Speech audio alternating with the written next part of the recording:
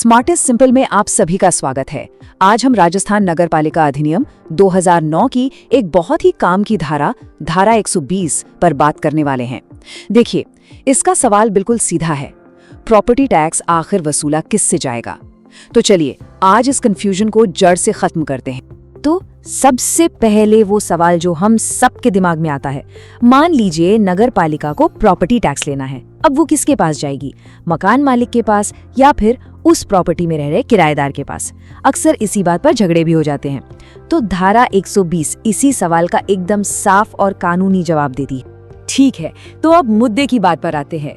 कानून सबसे पहले ये तय करता है कि टैक्स भरने की जो मुख्य जिम्मेदारी है, मतलब पहली जिम्मेदारी, वो आखिर है किसकी। और इसके लिए कानून एक खास शब्द का इस्तेमाल करता है जो परीक्षा के लिहाज से बहुत बहुत जरूरी है, और वो शब्द है प्राथमिक दायित्व, जिसे अंग्रेजी में कहते हैं प्राइमरी लायबिलिटी। इसका सीधा सा मतलब है कानून की नजरों में वो पहला व्यक्ति कौन है जिसे टैक्स चुकाना ही पड़ेगा। धारा 120 का पूरा सार बस इसी एक कॉन्सेप्ट को समझाने पर टिका है, ताकि कोई भी उलझन बाकी न रहे। तो देखिए, कानून ने इसे बहुत ही आसानी से 3 स्थितियों में बांट दिया है। पहली स्थिति, अगर प्रॉपर्टी किराए पर दी है तो पहली जिम्मेदारी पट्टाकर्ता यानी कि मकान मालिक की है, किराएदार की बिल्कुल नहीं। दूसरी स्थिति, अगर प्रॉपर्टी को आगे दोबारा किराए पर दिया गया है, जिसे सब लेटिंग कहते हैं, तो जिम्मेदारी वरिष्ठ पट्टाकर्ता की होगी। अब ये कौन है, इसे हम अगली स्लाइड में समझेंगे।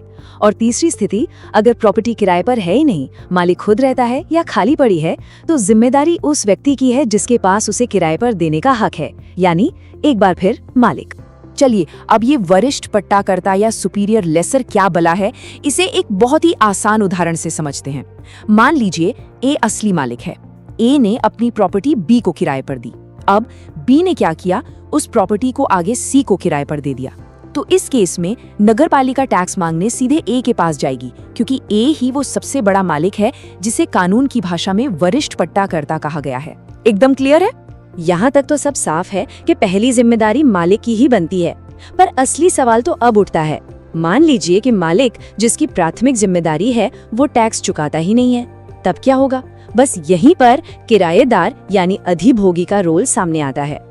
देखिए, कानून ने इसका भी एक बहुत सीधा सा रास्ता बना रखा है। स्टेप नंबर 1, मालिक ने टैक्स नहीं दिया, मतलब डिफॉल्ट कर दिया। स्टेप नंबर 2, अब नगरपालिका को ये पूरा अधिकार है कि वो बकाया टैक्स की वसूली उस प्रॉपर्टी में रह रहे किराएदार से कर ले। लेकिन अब आता है सबसे जरूरी स्टेप नंबर 3, समायोजन। किराएदार ने जो भी टैक्स भरा है, उसे ये कानूनी अधिकार है कि वो उस पैसे को अपने अगले महीने के किराए में से काट सकता है। इस बात को अच्छे से समझ लीजिए कि ये किराएदार का कानूनी हक है। अगर उसे मालिक की गलती की वजह से टैक्स चुकाना पड़ गया, तो वो उस पैसे को या तो किराए से काट सकता है या फिर सीधे सीधे मालिक से वो पैसा वापस मांग सकता है। ये एक बहुत ही जरूरी नियम है जो किराएदार को बचाता है। अच्छा, एक और सिचुएशन पर भी नजर डाल लेते हैं। क्या होगा अगर एक ही बिल्डिंग या जमीन के अलग अलग हिस्सों के मालिक भी अलग अलग हों?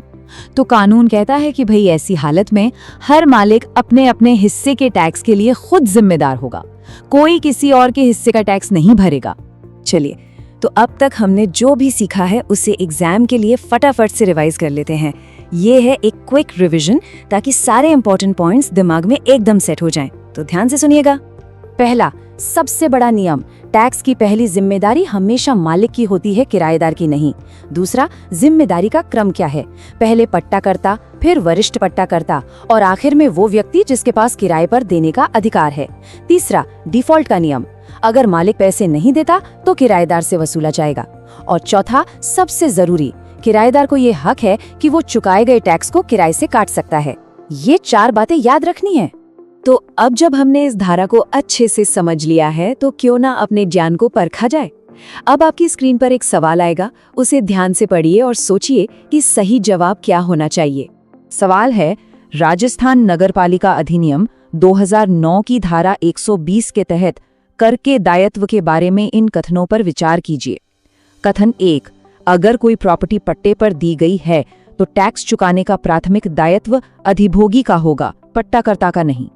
कथन 2, अगर प्रॉपर्टी उप पट्टे पर दी गई है तो टैक्स मुख्य रूप से वरिष्ठ पट्टाकर्ता से वसूला जाएगा।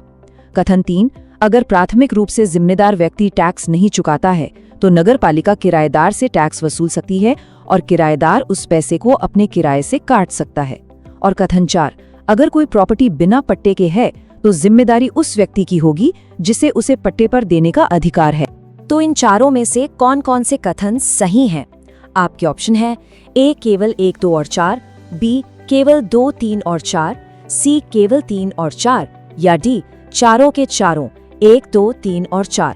जरा सोचिए, अभी अभी हमने ये सब पढ़ा है।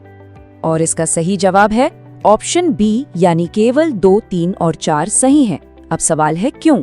क्योंकि कथन 1 पूरी तरह से गलत है। हमने अभी अभी क्या पढ़ा कि प्राथमिक दायित्व हमेशा पट्टाकर्ता यानी मालिक का होता है, अधिभोगी यानी किराएदार का नहीं। बाकी के तीनों कथन बिल्कुल सही हैं। बहुत बढ़िया, उम्मीद है आपका जवाब सही होगा।